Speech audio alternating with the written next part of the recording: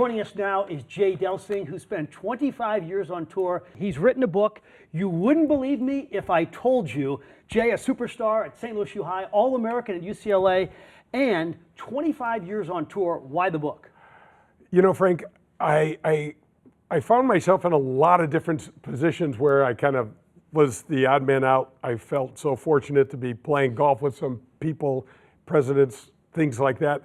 And I also wanted to kind of have a chronicle. You know, I love my daughters. I missed a lot of their things, and I thought this might be kind of nice for them to, you know, see why I was gone so much. Let's get to some fun stories. You actually played golf with James Bond. I did. I was 18 years old. I've been in Los Angeles for probably about 2 or 3 weeks, and I'm standing on the putting green at Bel Air Country Club, and I get this tap on my shoulder and this kind of familiar but odd accent saying, "Young man, would you care to play 9 holes of golf with me?" And I turn around and it's Sean Connery, and I, you know, man crush and all of that stuff, Frank. I was just so excited. So I said to him, "Oh my gosh, Mr. Connery, I'm not a member. I don't think I can play with you." And he goes, "You're part of the UCLA golf team. The pro shop said it was okay." So I played 9 holes of golf.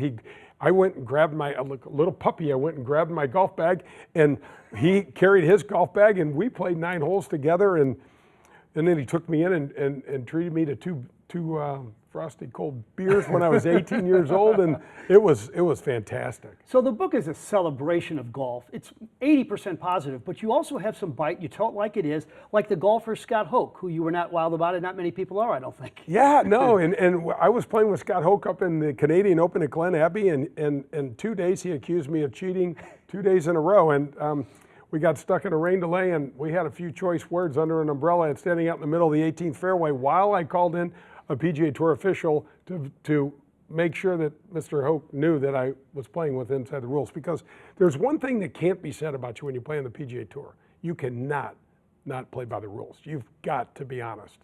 All right, Hale Irwin, a popular guy in St. Louis, but kind of feisty to play with, correct? Absolutely, and Hale's an ultimate competitor. I mean, you don't win 3 U.S. Opens without being that. So when I played with Hale, it was tough. It was tough. It was, you know, and he wouldn't greet you like maybe a St. Louis, and you guys right. Both... The older guys didn't want the younger guys. You know, they were looking at us like we were getting ready to take their jobs, which we were trying to. Let's be honest. But he's a competitor, and so you know, when you're out playing and they drop the puck, so to speak, it's on. So it's all good. You played golf with Lawrence Taylor?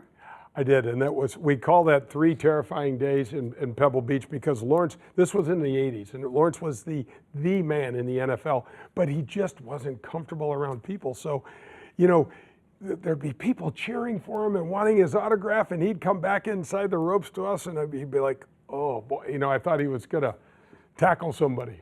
Your dad was a star outfielder, most of his career spent with the Detroit Tigers, but great story about your dad's character. Take me back to 1975, and you thought you won some cash. Yeah, we were playing at this little muni up in North County, North Shore Country Club. It's a really bad soybean field now. It's not even around, and we got involved in this little skin game that I played with my dad. My dad was probably at the time a 15 or 18 handicap, and we, you know, it was like a 50-cent skin game, and I had a really good day. I think I shot in the middle 60s, and I won about $42, something like that. And man, I was all puffed up, Frank. I was all excited, and my dad realized somewhere along the line with seeing me grab all this cash that, you know, I was still an amateur, and I wasn't allowed to take any money.